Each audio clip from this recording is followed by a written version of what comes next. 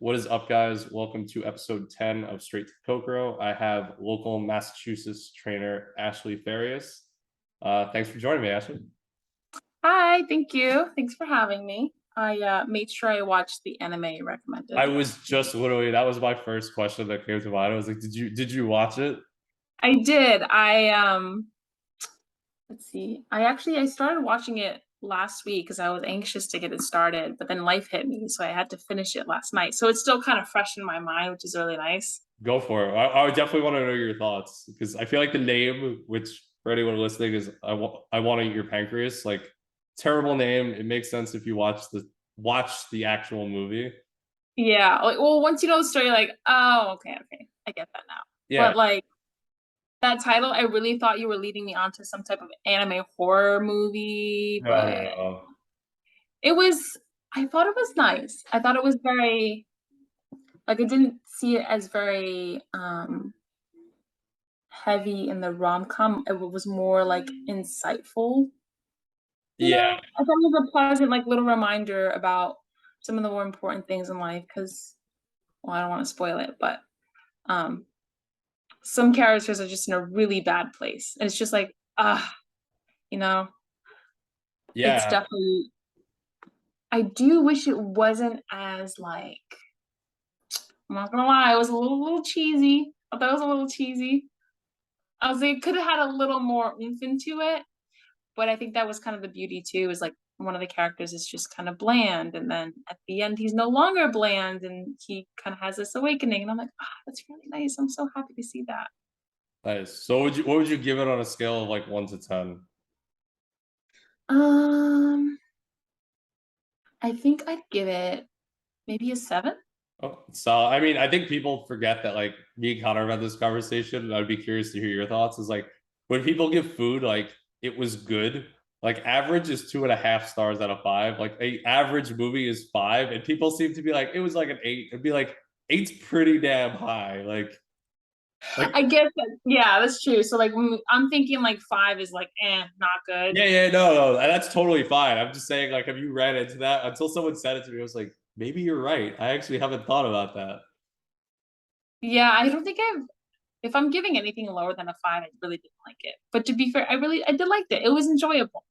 I I think the big thing for me is just like any of those movies that are kind of like you said, where you have this person that's like super closed off, kind of bland, and then obviously for the one character, like her time is kind of limited in some sense. And that like opening to your experience in any way, I guess I can relate to so deeply as someone who used to be super quiet and like ridiculously introverted. Um, so it's like to me that like always hits home where I'm like, shit, like Oh I know yeah, I can see exactly that. what this experience. I mean, I'm still living it now. Like it's that I don't exact. know. I mean, you're branching out to people, you're talking to people with a podcast. Like, I don't know if that's really the same person. Oh no, I mean, I told Connor if me, you, and him had class together in like high school, like if I ran into either of you outside, I'd be like, "You remember we had class together?" I'd be like, "You didn't say it. Wait, what? What class?" Like I would just be super quiet.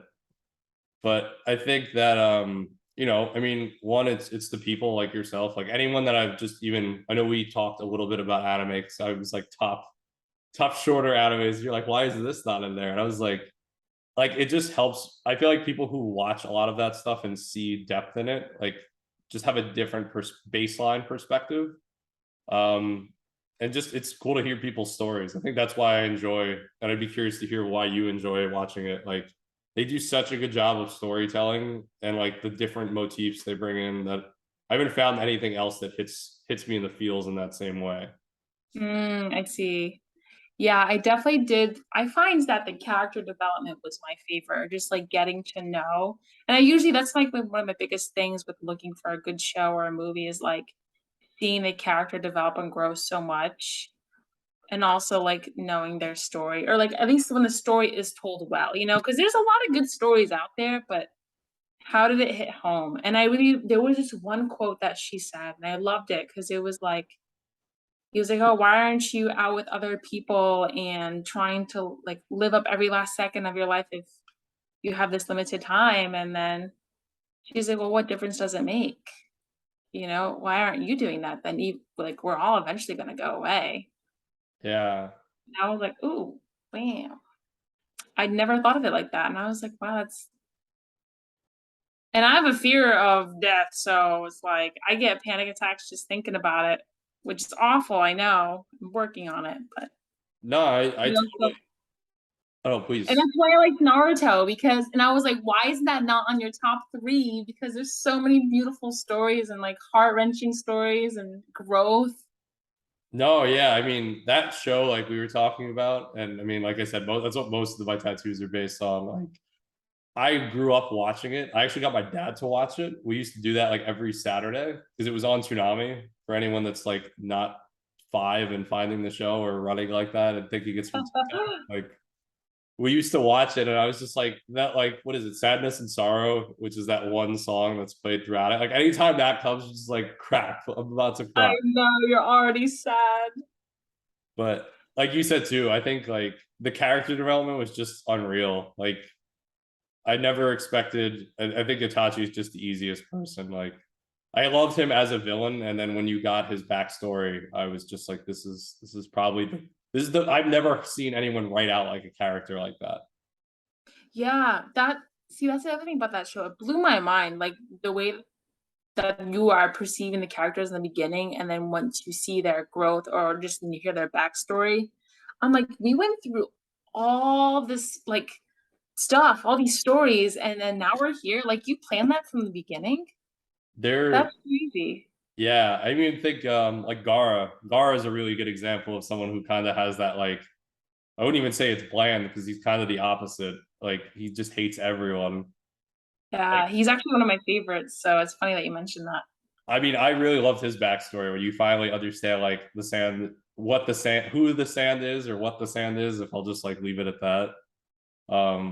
And you see the flashbacks, and it's like the later on stuff with him and Sasuke confronting each other like in Shippuden. Like I was like, Mm, wow, talk about like a kind of a role reversal. I know, it's and I see that all the time on Instagram, my reels will show me, like, all those little things that end up being flipped. So, like, I'm still getting my mind blown to this day after I've watched the show, like, 2 or 3 times. I think that's what makes honestly some of it so good too. Is like we grew up watching some of this stuff, and then you rewatch it, and you're like, holy crap, there was depth here I did not see coming. Like, Yeah, exactly, and it's a shame that we didn't appreciate it as a kid, but I definitely think that's a huge part of it, and, like, the other thing is, like, there's so much growth, and I think that's why it's so easy to get really into the show because as you're growing up, you're going through so much stuff. And a lot of it's kind of relatable, even though it's like ninjas and war, but like relationship stuff and hardships, like oh I yeah, and Gaara and Kakashi's story, I think are some of the saddest. I feel like I have to rebrush up on Kakashi's. I know the stuff with like some of his dad. I think it's yeah, but Gaara's like I can recall from like the very get-go. So he's kind of like the parallel to Naruto, but didn't end up in the same initially, right? Like Naruto's like I'm gonna make it, and Gaara's just Gaara. Gaara's a different character from something else. Gaara just wants to kind of see the world burn. Right. Yeah, it's true. They have a kind of a similar beginning, but totally different outtakes on it.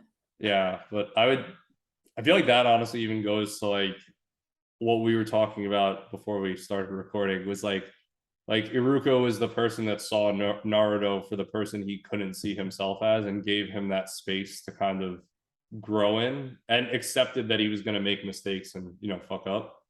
Like I don't know if that resonates with you at all or if you've kind of had any mentors, role models in your life that you'd want to kind of share about that you feel like really let you be you. And for anyone listening, that might sound kind of weird, but I think there's a different experience when you can just be fully present and like be your goofy, silly self, at least if you're me, and also weird. But like that's way different than just kind of like being with people. Maybe you have to like temper yourself with more just because of conditions. Mhm. So I get what you're saying, but I've been blessed with the situation of having a twin sister. Oh, really? Okay. Yeah, so I actually kind of spent my whole life having somebody that I always felt that way with, you know? I There, never felt like I had to hide anything with my sister and all my thoughts. Literally, like, we think the same way all the time. So I never really had that experience, but I think maybe, And I think the most similar thing to that would be actually when I had maybe my injury. Yeah, when I had my injury and then I finally got a coach that was able to help me kinda open my eyes to a lot of things and realizing, like, the complications of just, like, pain and fear and that translating over to life of, like, things being able to change, like, you may have started here at square one, but now you're at square 10, 20.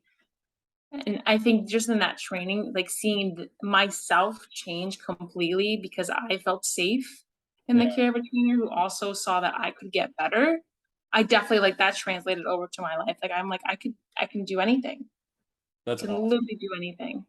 No, I really resonate with that so deeply because I jokingly would say this with like I have a client that I still train from back home who's like a younger sister to me, but she's actually older than me in how I think about our relationship. But like I name most of her training blocks after like arcs like in a story. Like because I just think about like, right, we go through different phases. You have that like like part of an anime where you have this one arc that focuses on like one specific aspect development of the story of the world, right? And then you have that with your life. Like I think about, like I said, Elish for me, and it sounds like that person that helped you was kind of like you had that space to feel safe enough, which I think is also what we strive for clients to achieve, but maybe not in the same exact psychological way always. Yeah. And also, like, I don't even know if it's just safety, but just confidence, because like, when you get injured or you're going through something, you lose confidence in yourself, and that's why you don't do anything, you don't get out there, but if someone sees that potential in you and actually shows you that you can do, you're like, "Oh," you know? Yeah, yeah. And so Alice was like that for you. What kinda, so then I have 2 questions. What happened, with your story with, Elish, right? Yep. Elish? Elish, yeah. And, what's some of the story arcs that you've named for her program? I'm curious about that. Okay, so what happened for me was I did powerlifting for about 5 to 6 years in total, and basically 2015 I did my first meet. It was probably like the first sport, if we're gonna, if some people call it that, that might be a point of discussion, but like first thing I got really good at. So I played pretty much every sport growing up. And then I just was like, I don't know, none of them really meshed with me, but training was like something I could just go all in on. And I had community at first. Did my first meet, really loved it. It was super, it was very interesting because it's a solo sport, but you have people like telling you like, hey, I hope you hit this lift. And it's like, if I hit this, I knock him out of like third. And I was like, this guy's trying to get in my head. And like, no, he Oh was my god. genuinely serious. Awesome dude. I still know him today. He lives in Jersey. He's great. But like, coming from an environment with team sports where if you've ever been on a team, like sometimes your team doesn't even like each other. Like there's inter-team conflict, obviously. Oh, yeah. I can say especially playing football when I was super young, like people would be like, I'm gonna drill you in this like tactic drill. And it's like, well, this doesn't seem very good. Like, so I did my second meet 2016, and literally first and only gold medal I ever got. I won by like zero point 0.5 kilos, which is kind of ridiculous. Oh my god. And then 2 weeks after that, I tore my labrum in my right hip. So I literally was like, okay, I was getting ready for nationals because I had qualified too by like maybe 20 pounds over the qualifying total. And I just remember being like, okay, well, I'm just gonna, it didn't hurt at first. I just heard someone like pop the bubble gum in my hip. And I was like, well, that didn't sound good, but I'll keep training.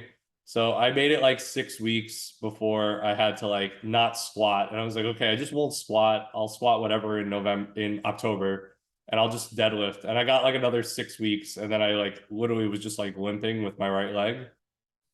So I had That like, sounds awful, I'm sorry. yeah, it was terrible. It was the first existential crisis I've ever had. Like because I think this like one of the hardest things for a lot of people is they can get so into training, at least in my experience, like that becomes enmeshed in your identity to a really unhealthy degree. That for me, I was like, I've said this before to people, but I was like the power lifter Trevor Corrado instead of Trevor Corrado who power lifted. Like it was who I was, not part of who I was. And literally I couldn't then do like two of the three lifts. And I went to my doctor, like most people, and he was like, well, yeah, just don't squat and deadlift. I was like, dude, you do realize the sport I do is literally two of those three things, right? Like, Oh my god. I love doctors' advice. They bring such good insight, don't they? Not all of them. some of them are great, but I just think it's way too reactive of a model. Like it's like, hey, you're gonna have bone density problems, and when you get there, I'm gonna give you this thing. But until you get there, you're on your own. And it's like, wait, what? Yeah. I'm like, how about we be a little more proactive about that, right? Yeah. Instead of being reactive. Yeah. So I went through the whole regular physical therapy route. It was a little bit better, but it was like your typical, you're stretching, you're doing like hot compress, ice, whatever, single leg balance stuff. And then I was like, okay, things are better, but like I still can't really load my right hip, like not confidently. And like this was 135 and I was squatting like close to 400. So Wow. I met Elish and he was like, sent me some stuff before we even met to try out. They were the PRI, like basic exercises. And of course, I did them terribly wrong. I like bridged my hips with my back, not my hamstrings. Like I didn't feel any of the things. And the first session we did together, like I think I literally actually tried to squat. I was like, this feels way more comfortable. And I also felt like more hamstring than I probably felt throughout most of my life, like when he walked me through the hip lift and stuff. Oh wow. How did So you find him? Or how did he find you? so he used to be the head coach of Rutgers powerlifting team in New Jersey.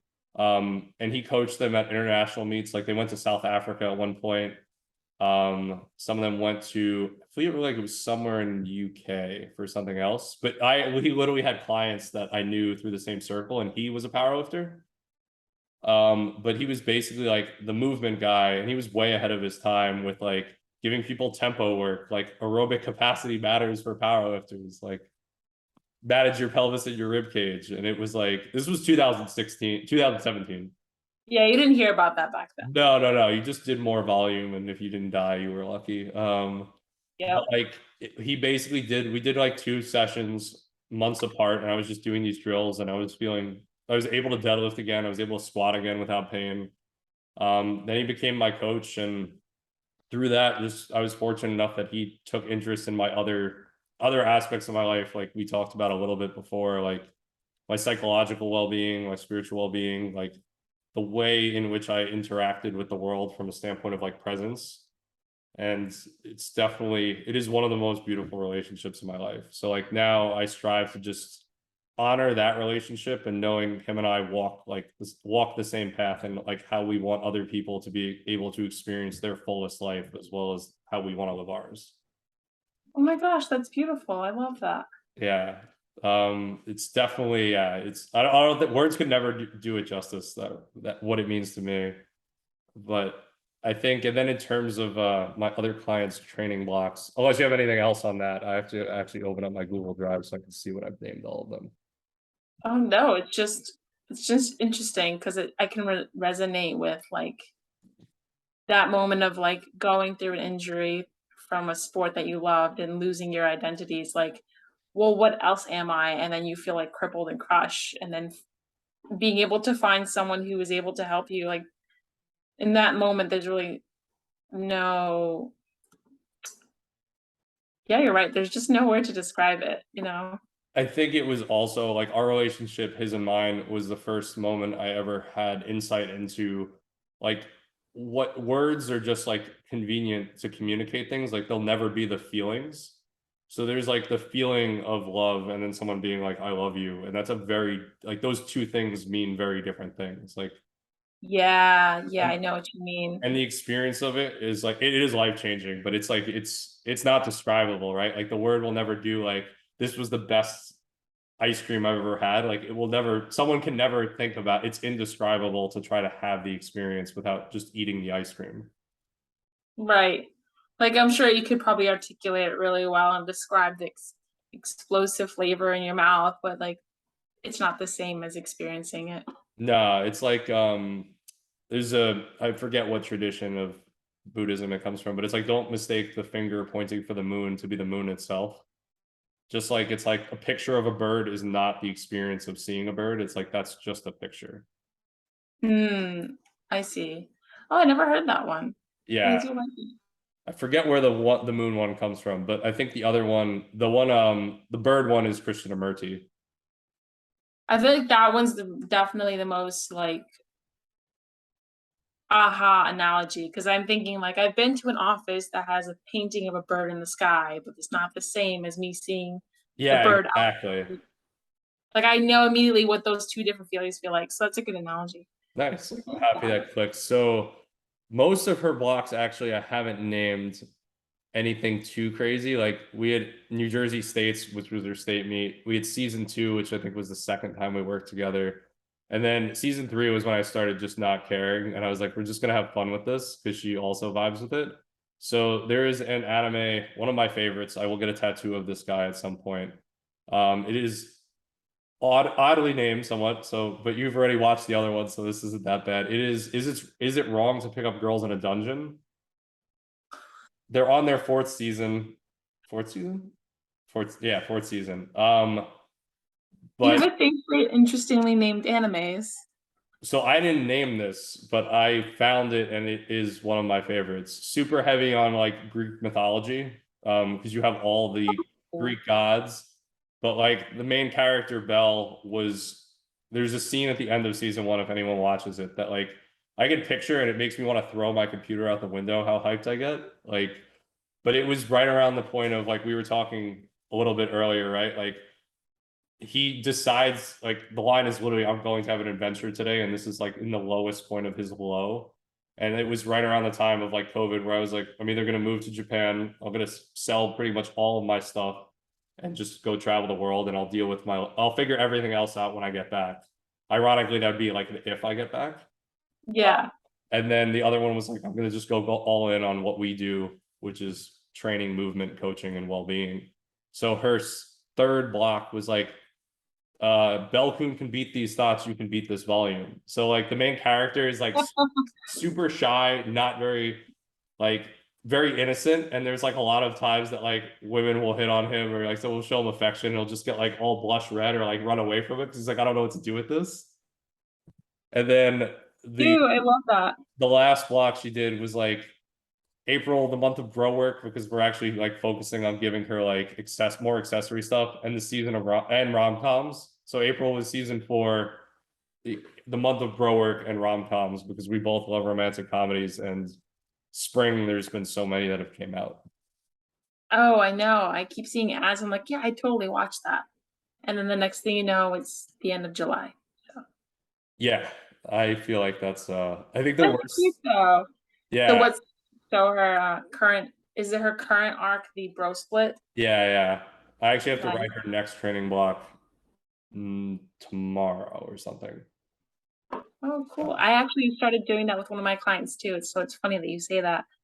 And we just usually will type like little emojis and be like, great job with this, you know? And then now I just started doing the program like we are doing Juicy Girl Summer for this month's program. Nice. So I've done it in that way, but I haven't tried it. You seem to have gone a little further along than I have. I had a client way before I did this, by the way, that used to fill out his sheet with like things that weren't related. So I give him like a dead bug with a reach, and he would put in like Halo reach, and I'm like, dude, stop doing this. Or like instead of RPE, he would put the green check mark emoji, and I'm like, Ray, I don't know how to write your next block because you literally just filled this out with emojis. Like, Oh my God, I love that. He sounds like a character. oh, he's definitely funny. We were in an Uber going out because most of my clients have also been friends or we've hung out and become friends. So we were going out to like a bar in Jersey City, which is across from New York.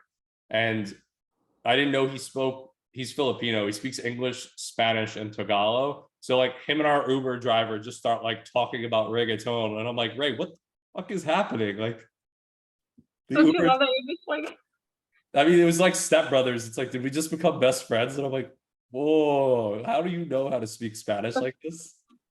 that's amazing. Trilingual? Holy crap. Yeah, it's definitely crazy. But I'd be curious, like, for you at least, what have been like kind of some of your favorite coach client moments or people you've maybe had for a while or seen changes with that you were just like, this is why I do what I do? or you just felt that like fulfillment? Um, I noticed it's been happening more and more lately, which is great because I'm also going through my own fair set of issues. I'm human, you know. Um, and a lot of them, like it really hits me when they come to me and they'll cry. Whether it's, you know, about a relationship issue or something in their own personal life, they're super stressed out, and then like they're coming to me and crying to me, but because they know that I can still comfort them and help them through things. Like I've had two in the past week have some pretty big emotional outbursts, and I'm like, okay, well, I'm glad you're here. Let's talk about it, but then let's train and like go through it. Like I know you'll feel better after this, even though I'm pushing you, but um just even though it's totally irrelevant to the training itself, but just having that with a client is awesome. And like, and the reality is in those moments you realize this person's not their life is in your hands, but they're actually opening up to you in order to help them change their life. And that's so powerful when you think about it like that. No, yeah. I mean, I love that because to me that's like the way I strive to train people too. Is like I've definitely known, I think like some people have probably heard if they're in training, if they're not, this will be new. Like you're kind of some people's therapists, air quotes. Like, but there's a lot of people I've had at clients that like maybe they haven't known me super deeply because we haven't gone there, but they've told me things that I'm like, I don't even know these things about some of my family members. Like, and they're telling me about their life, but I'm definitely someone who resonates with that because I'll have people who come in that just aren't feeling it. We had something similar not too long ago in the gym. And it's like, hey, we rather like, we can scrap the whole workout. Like, what do you want to do today? Like, what do you need basically? Or like, what can we do? And maybe it's just to go home. That's okay too. We're never going to bash them for it. Like, but I think, yeah, I think that's so awesome that like whenever anyone can have that kind of experience and relationship, it just Yeah. helps them live such. Oh, no, go ahead. No, I would just say like absolutely. Like sometimes it really is just a matter of like what can we do to make you feel better today? And the gym will scrap everything. Let's change it up. Wow, I've even gone for a walk at the park with one of them instead of training them in the gym because they just need that. Feel like you have to meet them where they're at sometimes, especially like with mental health. And I think more people are aware of that. I had one client and he ended up giving me this really beautiful dog tag who I didn't know at the time because he seemed so cheerful and like was ready and loved every session was always a great time. And then I found out after like 2.5 years that he had actually been suicidal and super depressed because his dad had passed away right before. His health was just spiraling downward. And I guess in our conversation for his consult, I must have really sold him or like just sparked something. And he's like, if it wasn't for you, I probably wouldn't be here today. And I was like, that's insane, like I just thought I was giving you great workouts and helping you become a healthier version, but no, it's like it's not me, right? It's at the end of the day, it's them doing the work. But if I can help you push, like you talked about earlier with the car being set up, I could just help push you there, then I'm I'm so happy to be there to do that. For sure. I mean, and you are a variable in it, right? Like with that, it's like you're you, which is plenty, and you're showing up present to like those people. At least that's what I think when I hear that kind of stuff, where it's like they just know you're actually there for them and they can feel that versus, I think a lot of us have been in situations where like the other person's like on their phone or, like they're still talking to you, but you can tell they're not fully present to you or even just how they are like energetically. And it's like, cool, you're not really here for me versus you being able to sit down with him where it's like, hey, I really want to help you. And people could genuinely sense that. Yeah, absolutely. No, Yeah, and I that's think that I feel that way for most of my clients. Do you have any similar clients like that? I mean, I know we both have our own stories, so like, have you influenced anyone like that? Yeah, I mean, I would say I have a lot of clients. I'll just talk about like more of the mental health stuff, like you're saying. My one client I alluded to earlier, where it's like, I don't really care if you're like, hey, I want to go on vacation and enjoy myself. Like, do you care what I eat? And it's like, no, like you're gonna have a lot of different experiences in your life. Like lifting probably isn't the thing that needs to consume everything. I had a boss at one point that said like what is it? Acute dysfunction might be necessary, but like, what is it? Chronic? Oh no, acute imbalance might be necessary to achieve great things. But like long-term imbalance leads to chronic dysfunction. Ooh. Like, which I think perfectly sums up, like, to be great at anything, you might have to give up a lot of other stuff and people might think you're nuts, which is fine. Like, but Yeah, if you do it too long, like it will eventually probably destroy you. that's I like that. I Yeah. feel like that could be applied to so many other things too. Oh yeah, I think it's literally everything, I think. Yeah, yeah. But Oh, I don't really know. I mean, I used to have a lot of those conversations at the one gym I belonged to in Jersey before I moved. But I've actually had it, you know what? I've actually had it a decent amount too with clients in our gym where it's just like helping them shift their perspective. Or like you hear a lot of people, I think, I feel like food is a big one. Like they have these very polarizing opinions of what foods are good and what foods are bad, and kind of like guilt trip themselves for eating certain things. And it's more of a societal thing probably than anything. But like I have that conversation probably a decent amount where it's like in the grand scheme of things, like I don't know, going out and enjoying yourself, having dinner and like some wine will never destroy your progress. It's like one grain of sand in the ocean. yeah. But we live in a world where it's like, I don't know if we live in a world, but like it's so easy, especially when you're on the go, like to be so zoomed into like this one tiny thing and not being able to actually see the big picture. It's like they're physically unable to do so. Or I guess they've never been there and they don't know how to get there at first. I and one other thing with training too, I'm sure you must have the same experience. Is like there are some clients that come with super self-limiting beliefs, right? And whether that's with nutrition, right? So I've had some clients be like, "Oh, I can't have a coffee and not eat cookies or something," and I'm like, or they'll be like, "Well, I can't have a salad for breakfast," and I'm like, "Well, why?" And they're like, "Well, because that's just weird," and I'm like, "Is it because society tells you it's weird, or because you've always thought, breakfast has to be pancakes? Like, what really makes it weird is you thinking it's weird." Yeah, yeah. Or their other beliefs are like, "Oh, I'm just, I'm super forgetful. I have ADHD." And I'm like, "Okay, you may have ADHD in this, but why is it that you still managed to do X, Y, and Z and you got all this stuff done?" And like, it's not like an insulting way. It's just like, look what you could do. You did it this time, and you could definitely do it again in this way. It's just a little differently. And they'll just be like, "Oh, I do have the capabilities to do so. I just," like they create these little self-limiting beliefs. And sometimes like with training, being able to kind of open their eyes to that is one of my favorite things, is like those light bulbs going off.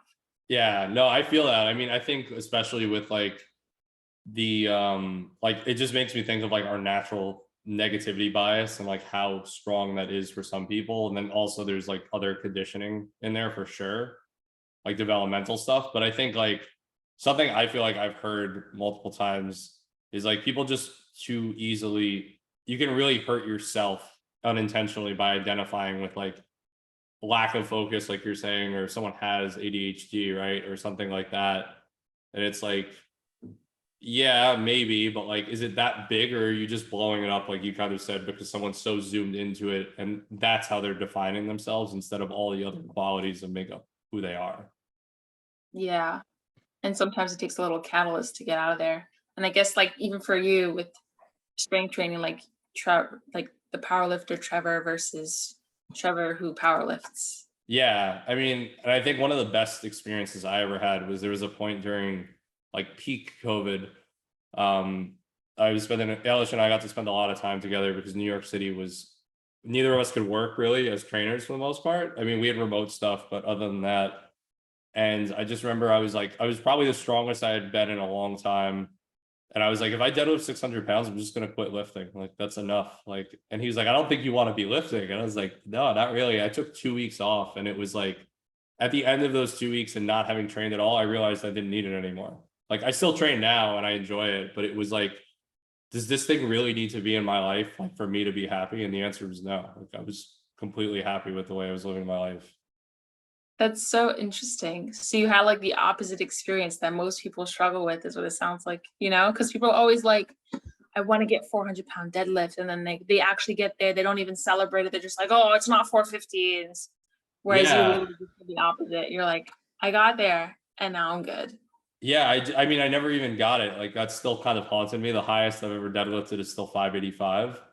But like I think it's kind of like someone had phrased it one time to this, like I forget who it was, but like in order to get there, right? Like think about all the trade-offs you have to make with training, like all the additional stressors in the realm of lifting, but still as a whole overall picture, like you'd have to incur, like you're gonna probably have to train this much, like this many times a week. You're gonna have to train this hard. You're gonna have to change your eating because it's gonna require like a different nutritional support.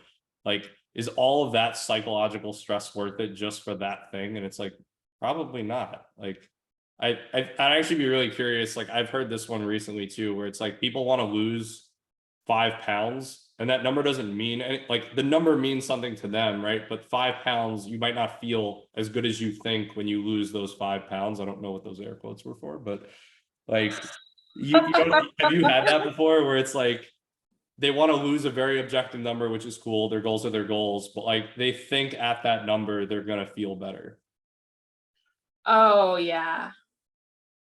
I don't think I've ever had anyone realize that, but I've seen it. I've I don't seen think it. I've I don't think I've had anyone realize it either, but and I'm not ever criticizing it, but I feel like I've heard that one enough times now in training where it's like, why that number? And normally there's like, I used to fit into these, literally, I used to fit into these jeans at that number, or like I was my healthiest at that number before, but it ignores all these other factors. Yeah. I think also people don't really know what they want either. Like they might say one thing, but really they're chasing something entirely different. Like, I just want to lose 5 to 10 pounds. It's like, or is it that you really want to gain confidence when you walk by your husband? Or is it that you just are Yes. sick and tired of feeling disgusted with yourself sometimes, or something like something crazy like that? And it's not crazy. It's very realistic. It's understandable, but it's like those 5 pounds never really mean 5 pounds. Yeah, I 100% agree. I used to work at one place that they had like, I think there might be a book on it too, but you would keep asking like why. And sometimes I don't think we need to go there to help people. This is kind of like my dig at that. But like, because you might open Pandora's box and make someone aware of something that it could be incredibly destabilizing that they don't need to immediately deal with, or they're not in the place to deal with. So it's like, hey, if you want to lose 5 pounds, so like I think like you said, a lot of times it's like, even though it's more superficial and there's stuff under it, it's like, hey, I want to feel more confident, and that's totally fine. There's nothing wrong. Like I think most people would agree that that's a normal thing to want, right? Like, but I think like if you kept going with that, like why? And it's like, okay, you might be going into something that maybe it's not your thing to touch upon. At least in my opinion, it depends.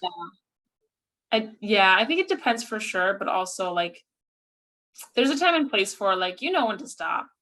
Yeah, And that's that's also why like people always like you said earlier, like clients have and other coaches have said like we're kind of like part-time therapists. So it's like I am aware enough to reach a certain part of you, but I know my limits. Like I'm not tapping into that Pandora's box there because yeah, that's not for me to touch, nor is it the place for you to touch yeah. here. I think if they bring it up, like you said, with your one client who like you changed and saved his life in that sense, like I think if they bring it up, that's different. But like I Right. think to prod into it is like I don't think you realize like what could be in there, and it's like one of those things that it's like when they're ready, yes, but like if not, like no, Yeah. Because if you're prying and they're not ready, that's if they're yeah. telling you, then they're at least comfortable with it, even if they're not ready or they are, but at least they're comfortable with it and can handle it. I Some also people think don't have the space to handle it.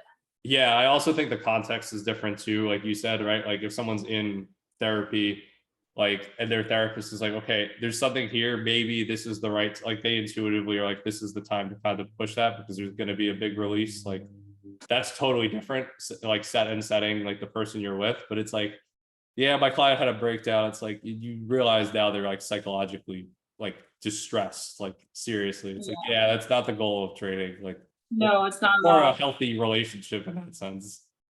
Have you ever they teach you this and when you go to those corporate gyms that you have to use the why. Have you Oh ever yeah, that's actually yeah. opened up a Pandora's box with it? No, so I actually am amazed they never like gave me more stuff. for that, because my resistance to literally, that's actually where my example came from, was like, I used to tell them no, like, because as someone who was already kind of digging more into my own mental health as well as like psychological well-being, I was like, you really don't know what you're getting at. And some people used to share examples of like their clients why, and I'm like, some of them are, awesome, like I want to play with my grandchild and be able to pick them up and enjoy that, cool. Like I've heard other things where I'm like, there's, in my mind, and maybe I'm projecting, like, but there's things underneath that are like very wrong, like wrong in the sense of if they follow that road, like it's not going to lead to their betterment as a person. Probably it's just going to lead to more behavior that mimics that type of motivation. So I haven't had it personally because I don't really get into that. I've had clients open up about stuff I never expected to talk to them about, and that's been really nice to just be able to hear them, and sometimes not fix it at all, just be the person like you basically said earlier, where it's like, hey, I can listen to you and not reject you and make you feel seen and heard. But not That's really. really what it is half the time is, right? It's just letting them be able to experience that. Yeah, because I think in some sense, right, you being able to give them the space to experience that, like they don't have to deal with rejection, and maybe that lets them not reject what they're also internally experiencing. Where, Yeah. like, I think especially for guys, like if I was to break down crying, like most people like, you got to get over it, and it's like, no, you should be able to cry. Like most people should be able to cry. Everyone should be able to cry, not most people. Everyone should be able to. Yeah, everyone. It's true.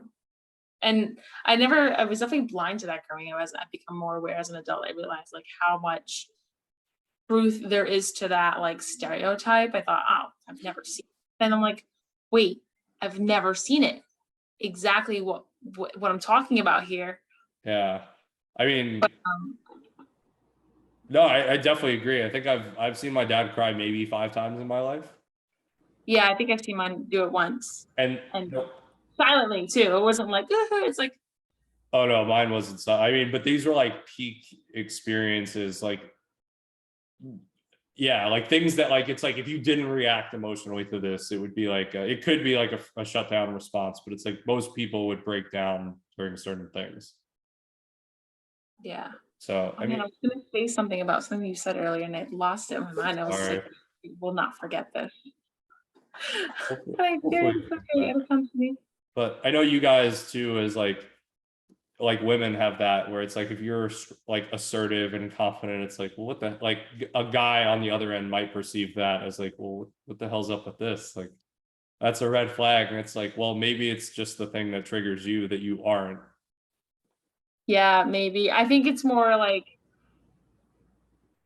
I don't see as much as that as it is more like I don't see I don't see a problem with people like seeing me as assertive, and I don't think people are really bothered by it as much as they used to be.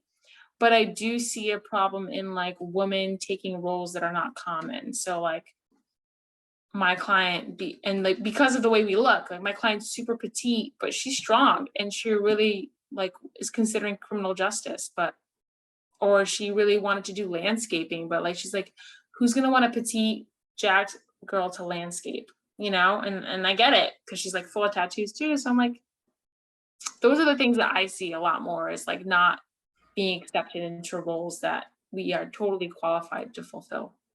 I have something funny off of that. Like I 100% agree, but I think it'd be pretty awesome to have a petite landscaper with tattoos. There was a guy at my gym that I never trained him. We both resonated off of, he had 2 full sleeves and more. And then we used to just talk about tattoos. But his friend, who was a doctor and a surgeon, every time you'd meet with him, and if anyone's ever met with like a doctor in like a full white coat, like he would have, sleeves, like you couldn't see anything. And this dude was tatted up heavily, like he had 2 full sleeves. So I guess he was doing someone's surgery, and he's like, you wouldn't believe how many people's minds are blown when they see me in like scrubs with like the arm guards that are kind of transparent, and they're like, holy crap, like you have tattoos. And it's like, yeah. I was like, that sounds amazing. I would love to get like, I don't want surgery anytime soon, but if I had surgery and my surgeon was covered in tattoos, I'd be like, I just got tattooed by this dude. I just got surgery by this guy covered in tattoos. It was awesome. Dude, I feel the same way. I would love it. But I guess we're not in the majority. I feel like we are, but I guess we're not yet because there's still a whole other generation out there that's alive. But Anyways, shoot, I remembered it and I forgot again. You remember? Yeah. I just. Oh, no, no, I remembered what it was. Go for it. It was kind of talking about like our clients and kind of listening to them. One thing I really like to do is when I meet people, I ask them as many questions about them, just to get to know them because like I don't think a lot of people actually do that enough. I And I would. don't know if you caught it. I was doing to you earlier, and I was like, I should probably stop asking questions because I'm supposed to be the guest on the podcast. And then I just like froze, and I was like, I can't ask questions. No, no, you're good. I actually feel like that doesn't happen as much on the podcast, but I actually love when it's more of a discussion because, like, it's us sharing in this experience. And I think it's also like those are the worst type of like job interviews, I think are the easiest. Like, most interviews I've ever had, even with Connor, like, I'm pretty confident a part of my job I got because of we bonded over the forum on bodybuilding.com. Like, that was when No.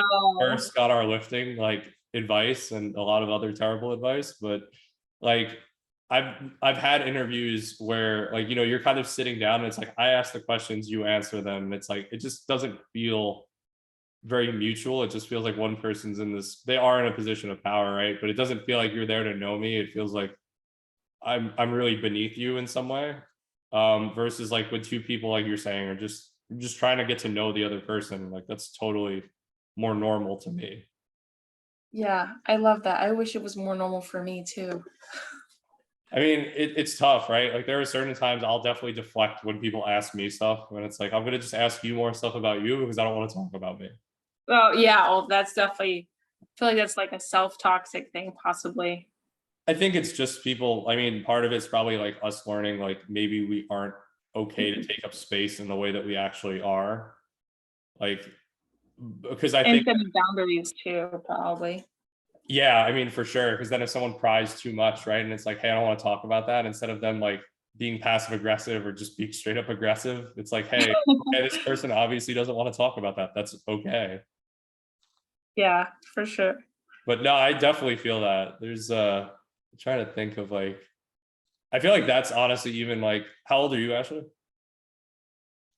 How old do you think I am? 26. Holy shit, you're like the first person. Oh, I swore. I hope that's okay. You're the first person to guess it right. I literally, so I'm 3 for 3 in the last, like, people of all different ages, like, how old do you think I am? I'm like, this is probably what you are. And I was like, they're like, holy crap. Like, Your intuition is there, dude. so like we're about this, like, well, I'm 27. Like, I've definitely had that, even I feel like in past like relationships with dating, where it's like I can't come out of the gate with like, hey, what are you into? It's like, I'm gonna go do mushrooms like next weekend to try and like introspectively grow and understand myself. It's like, you're gonna go do what now? Like, They'd be like, "What did I sign up for? Who are you?" I will say, one of the most open people, she's in med school now that I know. We dated for a brief period of time. She was an ER nurse overnight. So like, I used to hear wild shit. But like, I also was like, I think people still find this interesting. I went, the second date I went on, we saw the movie Parasite, Oh my god. and I had just finished a mushroom trip before coming to that date. Oh my god. I mean, it was a great date. It was just funny. I was like, I had to get back from New York and had like a bunch of delays that you would, of course, not want to happen while trying to get to a second date. No, And, definitely. and then just finishing the mushroom trip. And I was just like, oh yeah, we're gonna go see Parasite. I know, and then watching a movie like that, I thought it because was great.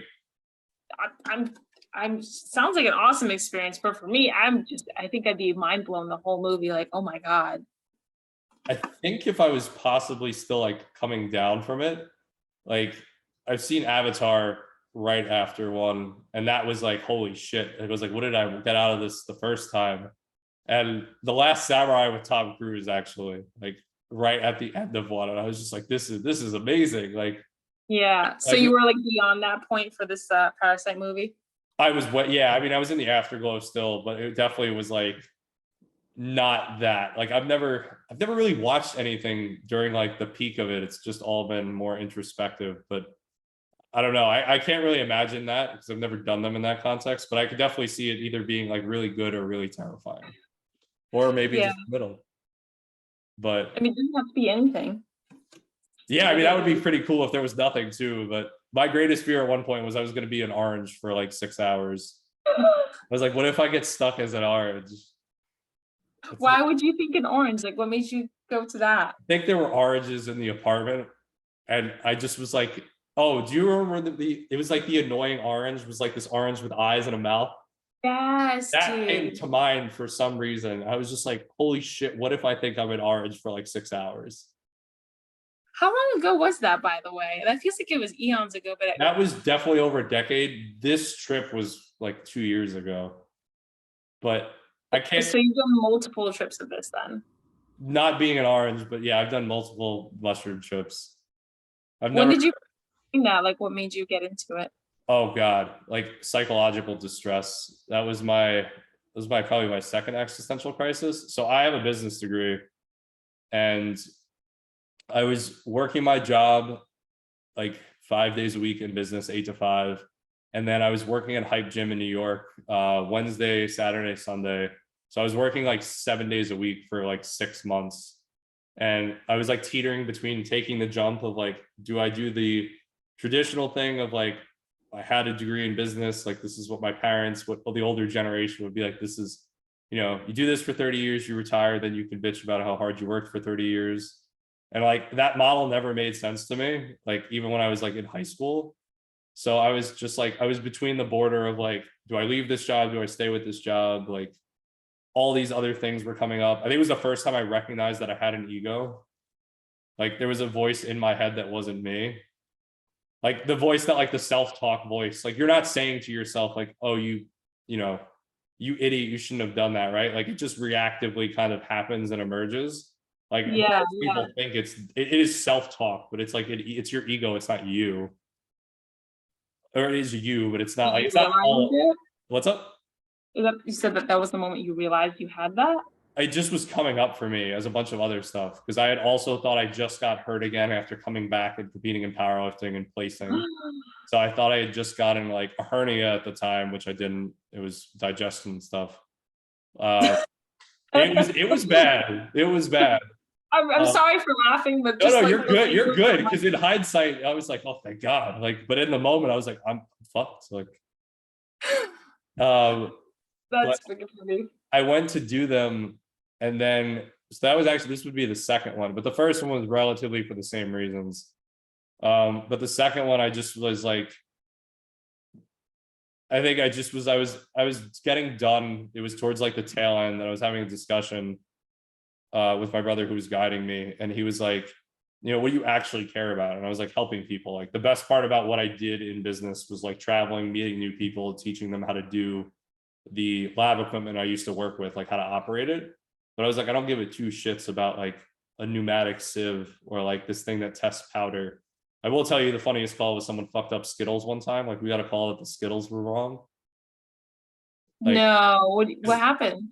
well, I wasn't my department, but like initially they're all the same color, like, and then they roll them in a vat, like to get the color on the outside. So like for whatever reason, the thinness, like the fineness of the powder was off, so they don't poke the same way. So like the Skittles were bad because someone had like either ground up the powder wrong or some setting was wrong. But I basically came out of that, and I think like, what did I do? That was I'd have to look on my phone because I have notes from pretty much almost all my trips. Like, and I think like maybe a month or two later, I quit my business job, and I was like, I'm gonna just go train full time. Oh wow. Well, that worked out for you pretty well. When you I've only done it a handful of times, and I have yet to have that experience of like coming out of a trip like, oh, I get it now. Or like epiphany. Like does that actually happen to you, or is it something that kind of comes along after the fact? It's like you slowly start behaving a little differently. Well, I feel like it depends. Like what I think for me, the biggest change they made isn't the exact like some people talk about like, I was one with the universe, and I haven't really had that experience. More of mine was like it changed my relationship with like my sister, my mom, my dad, my brother, like just a lot of people. It's given me so much more compassion and empathy for people where I was like, me and I'll say like me and my sister, I grew up in the same home. Like her patterns are different. Her underlying things are probably very similar to mine. We had the same parents, but like the way she copes is different. Like her expression of those underlying stressors or psychological conditioning is different. Where it's like, oh, like I was super competitive with my sister, still somewhat am. Like, but it's like, okay, like in reality, like I don't have to beat her. Like we both want to be happy, right? Like I'm just too attached to being better in some way. Like, Yeah. yeah, same thing with like my parents or even other stuff I've dealt with. Like, I'm trying to think. But I mean, I've had it also where stuff just erupted and I've had emotional releases, but not really in the sense of like, what the hell? Because I think the biggest thing a lot of people will say with a trip is like trips can be life changing. They've definitely exponentially changed who I am as a person. But like afterwards, if you're familiar with like any of the phrasing, like there's integration. Like you can have those epiphanies, those insights, but you have to then like work to instill them into the way you move through the world. Otherwise, Right. it's just like this shiny experience that you're like, I had this, and it's like, but you're still cutting people off on the highway and getting road rage. It's like, Right. yeah, that's true. Like, It's like, what kind of enlightenment or awareness did you gain from that you could further improve your life? I think just, I mean, honestly, I'd have to probably look through the notes, but I think just in all the ways of like people's patterns make more sense to me. Like people who are maybe having a really shitty day, like most things, everything is conditional, right? But like if someone's like dealing with a lot of their own stuff, maybe they take it out on me, I'm projected out on me. Like that's not my problem. Like it also doesn't mean I have to hate them. It just, the world makes more sense. Like it's That is so true. I like that perspective because like I always felt like when I came out of it, I'm sorry if I cut you off. no, please, please, please, you're good. Um, like I never had those ahas or crazy epiphanies, but like I come out of it and I feel like, not to say that I'm older out of it, but I guess more wisdom or maturity. Like Yeah, I feel like I've gained 10 years of that in that short little trip that I could now improve my life further. You know what I'm saying? yeah, I think also what it helps you do, back to what we were talking about earlier, is it helps you zoom out, right? Like in my Mm, experience, a lot of times I've come out of trips where it's like this big thing that I was looking at through the wrong side of binoculars now is not that big of a deal. And that like is so true. Yes. petty shit bothered me a lot less. Like, am I gonna let, I don't know, someone calling me an ass that I don't know or had a brief disagreement with for whatever reason, like ruin my entire day and carry that momentum into all my interactions? Or is it like it can literally everything, a lot of things for me became like in moments, because this isn't like how I live every moment of my life, so no one thinks that, like, but in a lot of moments it's like things don't have to be any longer than they are, like they just are what they are, and they run their course in a way shorter span of time versus kind of clinging to things and being like, I have to get back at this person, or like that person really upset me, and it's like it takes so much energy. It really does. Yeah. And you gain like that bigger perspective. That's really true. I've definitely had that experience too. You caught my interest because somebody else had said this to me before and I kind of understood it, but I'm still struggling with completely seeing that picture of everything is conditional. Yeah, so something like, I Like don't have, even I by no means have it all down. Like, what were you gonna say before I kind of go on? I was just gonna say, because like I understand a lot of things that we do being conditional and transactional, but like even like I'm just thinking my relationship with my mom. Like, I don't think everything she's done is at a transaction. Maybe at a more primate level, like with loving and family, like how is that as well even transactional? So I don't think I'm qualified to speak on like that psychological aspect. What I was saying more from, so in Buddhism, Elish educated me about this, but I've also been exposed to it through podcasts and other stuff. There's something called dependent origination and like codependency of things arising together, right? So when you're anxious, like you experience thoughts through the lens of anxiety. But like how many thoughts have you maybe had, because I'd be curious, like the same thought while you're anxious versus while you're really hyper and excited, that like have a very different flavor to them, but the thought itself is the exact same thought. Interesting. I like that, but I'm trying to think of a moment that might have happened to me. I might be drawing a blank because of the peer Or pressure. I think maybe an easier example that I can resonate with is like you make a mistake when you're not already having a good day, right? So you're not maybe in the best mood. Your self-talk is like, whatever it sounds like for you. I'm going to just arbitrarily say like someone's like, oh, I'm so stupid, right? Like then you kind of spiral with that, or like you really give that a lot of traction versus you're having a great day, you make a mistake and you have that same thought and it kind of just like it lingers for a second and then kind of flickers off. Oh, yes. That's a great analogy. Like Yeah, what's the foundation, what's the lens you're like, what's the color of the lens you're looking through as you experience the thought? that's true. I was thinking along the lines, I don't know if this would, maybe you can tell me, because when you said that, my first thought was like something smaller or I guess petty of like maybe if I live with my parents, so obviously we get on our toes a lot. Yeah. And me making the mistake of not closing the flushable wipes lid, right? I'd be like, oh, Ashley, why'd you do that? Just close it, don't even think about it. But if somebody else did that, I'd be like freaking out, like, why didn't you do that? That's so annoying. And it's like totally different. Like one is very angry, one's more forgiving and just like, it's nothing. Yeah, I don't know. I'm not really sure with that. So I don't want to like weigh in on it, but I think like it just Like the whole thing like that is kind of what you reminded me of, but yours makes more sense along the lines of like being in a bad mood versus being in a good mood, and those two experiences having a totally different turnout. yeah, I mean, I guess how important it is to you too, right? Like so you're saying if someone else did it, you would be upset, but if you did it, you'd just be like kind of whatever. Yeah, like you've ever had those moments where like Yeah, you no, I know yell. exactly what you're talking about. I'm just trying to think about how to unpack it, and that's what I'm not sure about. Like it You may don't have to. I was just thinking like that's very in line or reminded me of what you were saying. yeah, I mean, I think with some of the mother stuff, like some of the childhood development stuff, I know like that's very different. I think other than that, like, all relationships not in a bad way are conditional. Like if someone really abuses us, right? Like it makes sense we walk away. Like our needs as people both need to be met on both ends of that. I think with parents, it's a bit different because like you're a child and a child has to have their needs met by a parent. But it's like Right. you're in a relationship right now, right? Like if your partner, your boyfriend, like doesn't meet your needs, right? Like you and him would, or vice versa, like you and him would have a discussion, or like if someone's boss doesn't meet their maybe financial communication needs, stuff like that, they would have to have a discussion. And if those needs can't be met, like typically the relationship will change. It never ends because you still both exist. Like, but like the dynamic will change, maybe you don't work together anymore, like stuff like that. I get what you're saying. Yeah, that makes sense.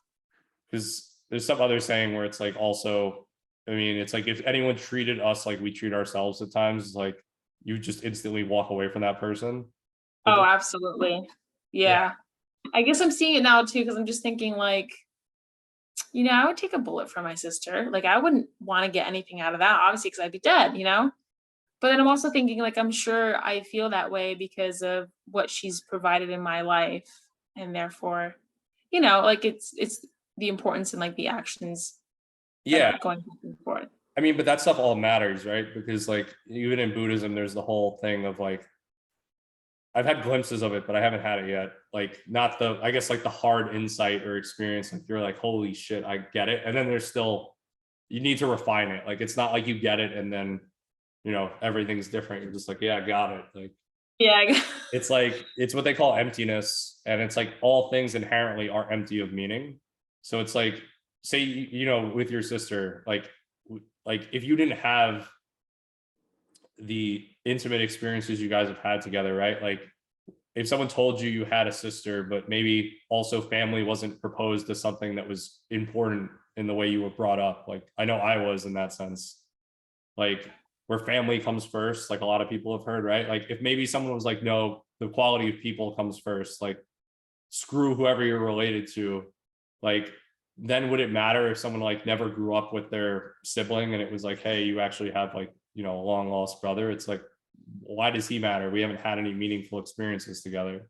Yeah. Versus like, there are friends for sure that like I die for, where it's like, holy crap, if like building's on fire, yeah, I'm going in. And it's like, well, what about you? It's like, I'll deal with that after. Like, maybe I'm on fire now, but it's like, fine, it's not my concern. Yeah. So you don't have like, I mean, that's how I was raised. My family was like family first, and then like I just grew up and I was like, that just sounds wrong. Like I don't get to choose my family. I don't even like XYZ, you know? Quality Yeah. people first.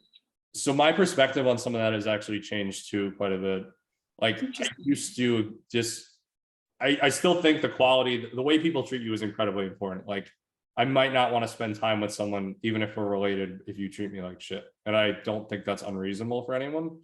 But I think like I've had to write out before, like, what was my grandfather like? What was my grandmother like? Like, what was my dad like? What was my mom like? And like just looking at some of that stuff, it's like, yeah, you're just passing on what you know. And that's exactly like my dad's my grandfather, like my grandfather and my dad are basically the same person. Like it shouldn't be a surprise that like I have my own things that mirror some of their stuff.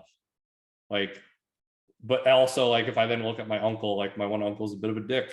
Like if it's like, hey, why is he a bit of a dick? It's like, well, you know, like this is his life and these are the things that he views as important. And like if you're just always chasing, maybe those were the things he was raised to believe are important, right? Like we talk about like our job, like our fulfillment through our job. Like to some people, maybe monetary compensation is the most important thing to them. So it's like if you told someone like, hey, I love doing what I do, I'm not making $1 billion, but like it's really meaningful to me and it lets me explore. Like they might be like, that's fucking dumb. Like, how are you gonna buy a Ferrari with exploration? And it's like, I can't. It's like, but I don't actually care about that. Like that's not it for me. Right. So it's almost like everyone, it's like you were saying earlier with everyone having different levels of importances. And it becomes your reality too at that point, right? I think it also just in what we were talking about, like it makes sense. Like someone was taught to squat, like sit your butt back into a chair, and that was like their conditioned way of learning to squat. Like the second you're like, hey, I want you to drive your knees forward, like it shatters their mind because it's just so it just breaks the conditioning, which is like, hey, well, now I have to unlearn that stuff and I have to learn this stuff. Like that doesn't mesh with their model. I mean, if they're open to it, it can have space, but it's still disrupting like the norm.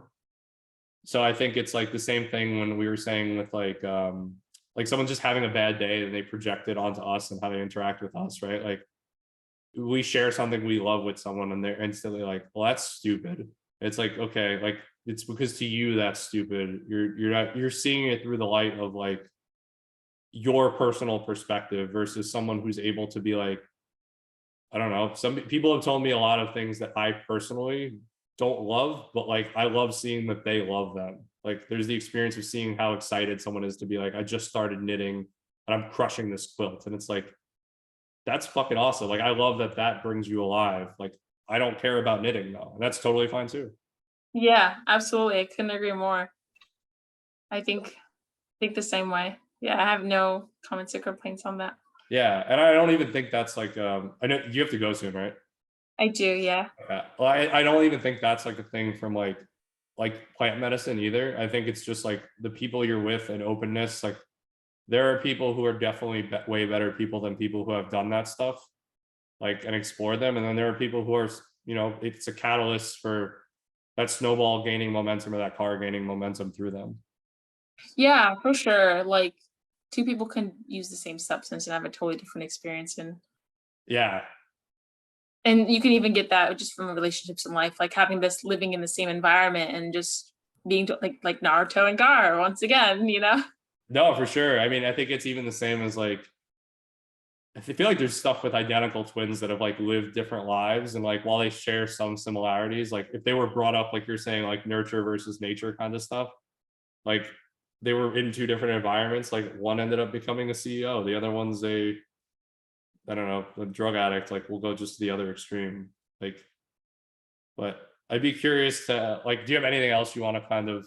I'll ask like one last question if that's cool, but I don't know if you have any other comments on what we've kind of been talking about. Um, no, I feel like we had a lot to unpack and I almost like want to dive into them all at the same time, but obviously we can't do that. So I'm Yeah, good. I'm cool. good. I feel like I guess to end on, like I said, it's this podcast is never meant to be just about anime, but like, is there anything you're watching lately that you've really been loving in terms of character development, story, even art style? Interesting. What am I watching? It's always my question to myself when I get home. Is like, what am I watching? Actually, that's my question as soon as I put my plate of food down. I'm like, what am I I watching? I literally eat right there, and that's yeah, my TV is right behind me. It's the only way. It's the best way, in my opinion. The food tastes better. The show looks better. It's fine. I actually haven't been too into anything, but I did. There's two shows that I'm watching that are totally different. I'm watching The Boys, Oh, so and am I. I just started season two. oh my god, me too. Yep. That show is crazy. It's literally just in my mind at this point, it's just the most narcissistic like take on superheroes I've ever seen, which is awesome. Like they're all awesome for what they are. But I literally just finished season one last night. Oh wow. Okay, so I think I'm a few episodes into season two, but like I just keep watching the show and it's just blowing my mind to see like these scenarios these people are put in and also like the way they respond. But it's also so it's weird because it's superheroes, but it feels so real. And it's so I don't know, it's just bizarre. But there's definitely a ton of narcissism in there. It's just I feel like they're all kind of a little bit there, but Yeah. it's What's the other one you're watching? That is really funny.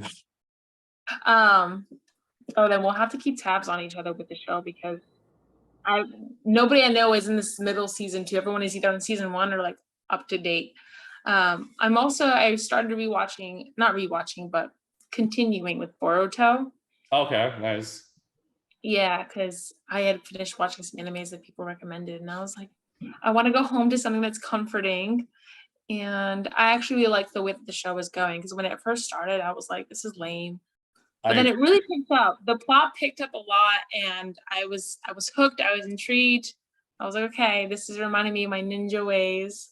do you know So who the answer is no. Oh, shit. I'm not going to tell you like what. Can I ask like a spoiler? It's just if you know who this one word means, and then it's like if not, then it's fine. Like you'll figure. yeah, no, go ahead, ask. Oh my god, what is the organization called? It's like the parallel to the Akatsuki. Kara. Yeah, exactly. Yeah, Okay. I met them. Okay, so yeah, you're aware it gets better because the beginning where I watched it, I was like, this is terrible. I know. It's like that part in training where you have to go through this shitty month of like putting the hard work and then you get the results. It's doing aerobic work is what it is. Yeah, those 10 minutes of cardio, then 7 meets 30. Yep. I So know. I guess But yeah, I really like that. I really ask everyone at the end, like, if you want to be found and connected with, where can people find you?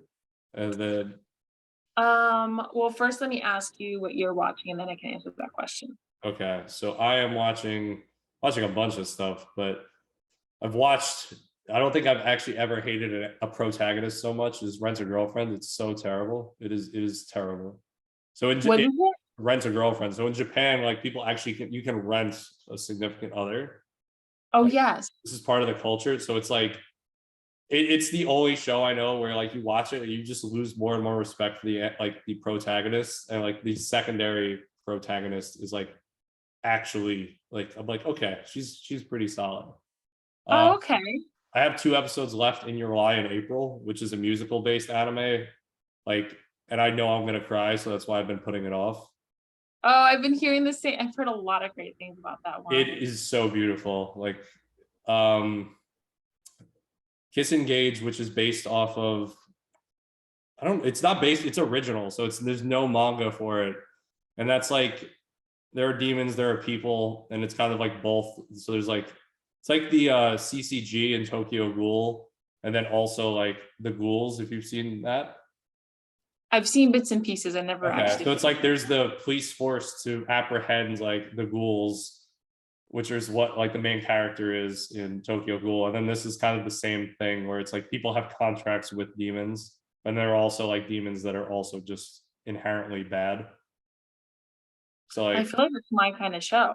it's pretty good. It's pretty. I'm only on episode 4, but it's pretty sad to hear like every pact requires some kind of sacrifice. So some people give up like physical limbs other people give up other things. Like the main character, what he chooses to give up is actually very sad. Like, or what he continues to give up to maintain the pack. Oh no. Um, Okay, maybe I won't watch that. I don't want to get my heart broken either. it's not that. I mean, maybe I'm only 4 episodes in. And then, like I said, the fourth season of Is It Wrong to Pick Up Girls in a Dungeon just came out, and I have the light Okay. novel for it, which I want to read so I can finish before the season finishes. Man, you stay busy with your shows and your I reading. I feel like I'm behind. Oh, actually, one thing you might really like is Aoashi, I think. So Aoashi, it's about soccer. Like, it's really good. It's on Crunchyroll, and like I will say, if you haven't seen Haikyuu yet, I didn't think they could make sports anime good, and I was damn wrong. Like, I literally am like, this is fantastic. I've learned more about the sports through the anime than I have playing the sport. So I feel that way about like real sports. I really don't care, honestly, unless it's baseball or soccer. But when it comes to animes, I love when they throw sports in there and mangas too. Like, just yes, I'm all Yeah. for it. So Aoashi or Haikyuu, which is volleyball. Like, I actually wanted to go play volleyball. Like, No kidding. Your Lie in April got me want to learn how to play the piano again. Oh wow. Yeah, I That's started. awesome though. Isn't that crazy how like see that's what I mean? Like choosing a show, going back to like the board thing, just like knowing what you need in that moment. And look at you, like you're literally playing piano. You're doing all these other cool things. Yeah, I mean, I think part of life is like we said in the very beginning, right? Like, just living, exploring, and being able to have that fun, and like peeling the onion of going crazy in a good way. Like, if someone told me they'd done the same boring routine because they phrase it like that for 30 years, like, it's not my life that I want to live. Like the same thing with you said with solo travel. It's like, what else can I do? And it's like because of that show, and also I've loved Greek mythology before. Like, how to pick up? Is it wrong to pick up girls in a dungeon? Like, I'm gonna go to Greece in January by myself, and all I'm gonna do is book the ticket. Like, I'll figure everything else out once I get there. Ooh, that's adventurous. That's Yeah, kind of yeah, that sounds like honestly though, like a really good time. yeah. I mean, I have no idea, and it's gonna be kind of cold, but I'll figure it out once I get there. How long would you stay for? Like 9, 10 days. Oh, that's a good time. Yeah, That's a good amount of time. unless Japan opens first, then I'm going to Japan. Make that too, because I would love to visit as well. I mean, unless you want to go alone, I get it. We could do our own solo trips. We'd have solo and then meet up at some point too. There we go. Maybe we could be solo in Japan and then have a meetup in Korea or something. That'd be pretty sick too. Right, right. So do you Well, I want to hope, be? Oh, go ahead. do you wait, no, do what? I was gonna ask you if you want to be found, like back to the original Oh, thing, because I feel like we'll honestly just keep going forever. I know it's really bad. I should go. I'm the same way, so you're good. It's just Okay. toxic on both ends. It's a healthy toxicity, I guess. You Yeah. can find me on Instagram. My name is it's underscore Ashley Farias underscore. Or my website is www.ashleyfarias.com. But yeah. Cool. Well, thank you so much for being on. This was awesome. Oh, thank you. I had a good time. I would love to talk more soon. So Yeah, hopefully we can. absolutely. This is definitely the most someone's asked me questions, which was cool. What? I feel like I didn't ask you enough questions. What do you Oh mean? no, you crushed it. And then the other thing for anyone listening, when you can joke about toxicity stuff is when you also understand toxicity stuff. It's funny. It's funny when you can joke about it and know it's not funny. But connection is not toxic. Yes, I like that. See, we get each other. This is Yeah, good. So we'll have to do this off the cuff again too. I'm down. I definitely at some point want to have people both like we'll both watch something we've never seen and then just do a podcast off of like riffing off of that and just no other context other than that. Ooh, that's fun. It's almost like a little homework assignment, but Yeah, one that you exactly. actually do. Like, Yeah. not the live reactions because I think that just would take away from the experience of watching something, but like just Mhm. immediately be like brain dump after watching something. Be like, okay, just go. Yeah, I need to absorb the movie. I can't be fighting with and reacting at the same time. No, Nope. no. That's like people who are like, what's happening? It's like, shut up. I'm trying to watch the Yes. movie. Oh my gosh. Okay, we'll have to find a movie then. I'm gonna hang up because I'll just keep going again. That sounds good. Thanks, Ashley. Later. Thanks, Phil.